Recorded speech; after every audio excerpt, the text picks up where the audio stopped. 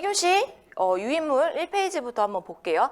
저희가 지난주에 교재로 57페이지까지 봤는데 2016년 이후로 좀 짜잘하게 바뀐 것들은 있어요. 그런데 이렇게 좀 뭔가 법이 좀 크게 바뀔 때는 이런 문제들이 좀 시험 문제로 이어지고 또 21회 때도 나왔던 내용들이기 때문에 이 내용을 조금 한번 우리가 이런 내용이 바뀌었다. 그래서 요게 절차 내에서 어디서 바뀐 거구나. 요거를 좀 같이 보면서 넘어갈게요. 그래서 요거는 작년에 이거 2022년에 나온 거고요. 이게 3월 31일부로 시행을 하는 건데 아까 자료를 봐주신 분께서 3월 31일에 또 새로운 게 나왔다 이렇게 말씀을 하시는데 일단은 뭐 내용은 크게 많이 바뀐 게 없기 때문에 그거를 좀 보고 지나갈게요. 그래서 환경영향평가법 시행령이 일부 개정됐고요. 요게 3월 31일부로 시행이 됐어요. 그래서 요게 21회 문제로 나오게 되었습니다. 그래서 보통은 이렇게 3월 31일에 변경된 내용을 써봐라. 그리고 그 다음번에는 이 내용 중에 하나를 딱 꼽아가지고 요거에 대해서 써봐라 이렇게 나오는 경우들이 있어요. 그래서 일단은 저희가 어떻게 보면 이번 시험에서는 발전 단계 또는 발전 단계가 나왔어야 되는데 발전 단계가 안 나오고 3월 31일에 변경된 것만 나왔기 때문에 22회에는 발전 단계를 써봐라 했을 때 저희가 봤던 57페이지까지 봤던 2016년까지 변경된 내용을 써주셔도 답이 틀리진 않지만 최근에 변경된 요 3월 31일 변경된 부분까지 써주시는 게 가장 좋은 답이에요. 그래서 그런 문제가 나왔을 때는 너가 최근에 바뀐 걸 알고 있느냐를 묻는 질문이기 때문에 우리가 뭐 지금 환경부에 나오는 건 보통 2016년까지 발전 단계지만 우리가 그 답을 쓸 때는 2023년 3월 31일부에 시행령이 바뀐 내용까지 써주시면 더 좋습니다. 자, 바뀐 내용을 첫 번째로 보자면 소규모 환경영향평가 대상을 합리화했어요.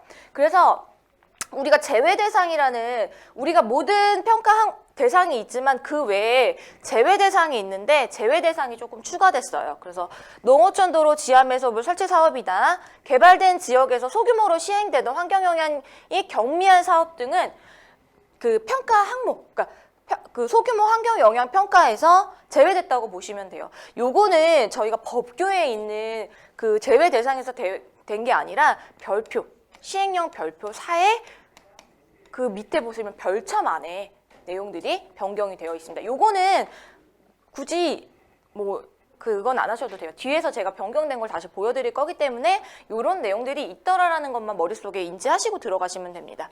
자, 그리고 판단 기준을 합리화했어요. 그래서 기존에는 전체 사업 부지 면적 그리고 자연휴양림, 산림욕장, 치유해수분 실질 개발 면적에 대해서만 평가를 했고요. 숲속 야영장과 산림 레포트 시설은 전체 사업 부지를 했는데 변경해서 실질 개발 면적에 대해서만 개발이 10패배 중에 1만 될 수도 있고 2만 될 수도 있잖아요. 이런 것들에서 실질적인 개발 사업을 대상으로 시행을 하겠다. 이렇게 변경이 된 겁니다. 그래서 이제 다음번에 22회 때는 이렇게 나올 수 있죠. 소규모 환경영향평가에 제외 대상에서 대해서 써봐라. 이렇게 시험 문제에 나올 수 있다는 거죠. 그러면 변경된 내용까지 같이 넣어주시면 좋겠죠. 그래서 답을 쓰실 때 딱 그 용어가 되면 이 변경된 내용만 넣어주시면 되는 거고 만약에 논술이 나오면 2023년에 3월 31일에 뭐뭐뭐모가 바뀌었는데 이 중에 소규모에 대한 내용은 어떤 것들이더라. 이런 식으로 풀어나가시면 되는 거예요. 그래서 나는 3월 30일에 기존의 다른 변경된 내용도 알고 있다는 걸 한번 언급해 주시고 그걸 가지고 조금 더 세분화해서 써주시면 되는 거예요. 그래서 22회 같은 경우는 이미 3월 31일에 변경된 내용을 써봐라라고 했기 때문에 이렇게 좀 세분화돼서 문제에 나올 수 있다. 이렇게 보시면 좋을 것 같아요. 자, 두 번째는 제협의 판단 대상 기준을 개선했습니다. 2페이지로 가보시면 돼요. 그래서 기존에는 우리가 30% 이상 증가됐을 때 제협이 대상이었어요. 근데 보시면 자, 산업단지 규모가 100만인데 14만일 때 30%가 안 되기 때문에 제협이 대상이 아니에요. 근데 산당 규모가 15만. 그러니까 면적이 작을 때 5만이면 30% 이상이 되기 때문에 제협이 대상이 된단 말이에요. 그러면 실질적으로 면적이 더 큰 거는 14만이 더 커서 환경영향이 큰데 30%만을 기준으로 가고 있기 때문에 그 14만에 들어가면 하지 않는다는 거예요. 그래서 오히려 너무 형평성이 대규모 사업과 소규모 사업의 형평성 문제가 제기가 된 거라는 거죠. 실질적으로는 5만보다 14만이 더 환경적으로 영향이 큰데 왜 30%라는 기준 때문에 5만은 하고 14만은 하지 않는 거예요. 그래서 개선을 최소 평가 규모 이상, 이거 15만이라고 써 있는 거는 산단을 예를 들었기 때문이에요. 뭐 도시면 뭐 25만 이렇게 그 사업에 맞는 그 기준, 최소 규모 이상. 저희가 그 시행령 별표에 평가의 대상이 있고 그 면적이 이렇게 적혀져 있잖아요. 요 기준으로 보는 거예요. 뭐 도로가 신설 4km예요. 그럼 4km가 예를 들어 4km가 넘어가지 않으면 안 하는 거예요. 그러니까 요 30%가 기준이 아니라 이제는 최소 규모로 인정을 한다. 그래서 뭐 도시는 25만이면 25만이 넘어가면 하는 거고 아니면 안 하는 거고 이런 식으로 변경이 됐다라고 보시면 될 것 같아요. 자, 그리고 모환 규정을 명확히 합니다. 그래서 저희가 이거 뒤에서 다시 내용을 보실 거기 때문에 그냥 이런 흐름이다. 3월 31일에 요게 변경됐다라는 정도만 이해하시면 돼요. 변경 협의 대상 판단 시에 최종 협의된 협의 내용에 누적해서 사용을 한다. 이렇게 보시면 될 것 같아요. 요건 뒤에서 제가 다시 설명을 드릴게요.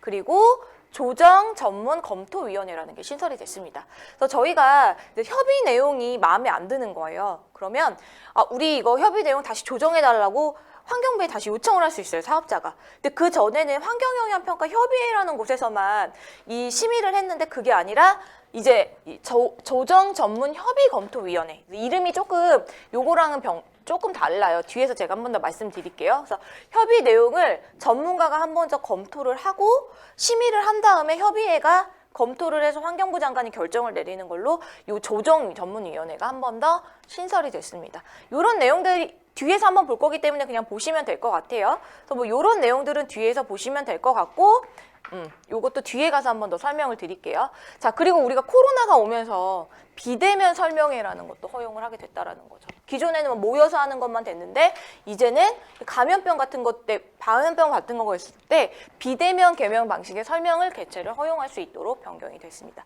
자, 비대면을 우리 실무자들이 좋아할까요? 그죠?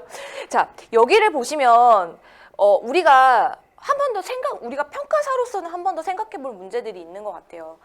지금 3월 31일에 변경된 내용을 보시면 규제가 굉장히 많이 완화가 됐잖아요. 그죠? 그럼 우리가 할 수 있는 일들이 준다고도 생각이 될 수 있지 않으세요? 또 그런 문제를 우리가 어떻게 좀 일거리를 찾아 나가는 건지도 평가사로서 좀 고민을 해보실 필요가 있는 것 같아요. 그래서 이게 이제 뭐 지금 정책들이 다 완화 측면으로 가고 있기 때문에 이렇게 가는 게 맞긴 맞지만 이렇게 완화됨으로 인해서 소규모도 줄고 변경협의도 줄고 재협의도 줄었을 때 우리 평가 업체들의 그 문제도 분명히 발생을 하잖아요. 그래서 우리가 어떤 새로운 일자리를 찾을까?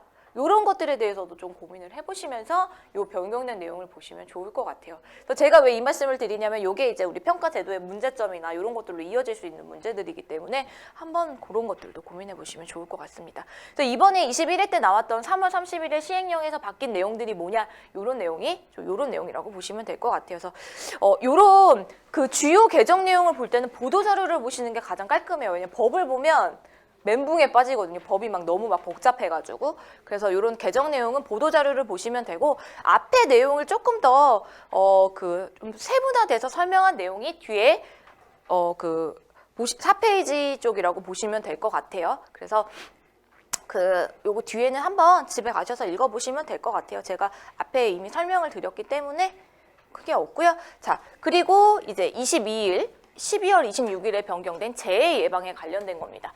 자, 우리가 8월이 지나면 뭐가 이슈겠어요? 여름이 지나면 항상 이슈가 되는 것들이 있는데 도시열성.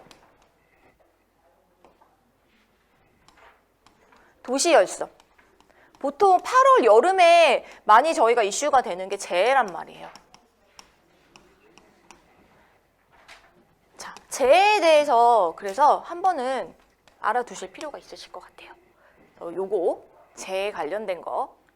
자, 기후변화로 인해서 이 빈번해지고 있다라는 거예요. 이런 재해가. 그래서 우리가 여름이 지나면 이제 홍수다, 산지 무너지는 거 이런 것 때문에 사전에 미리 어떤 대책을 세우잖아요.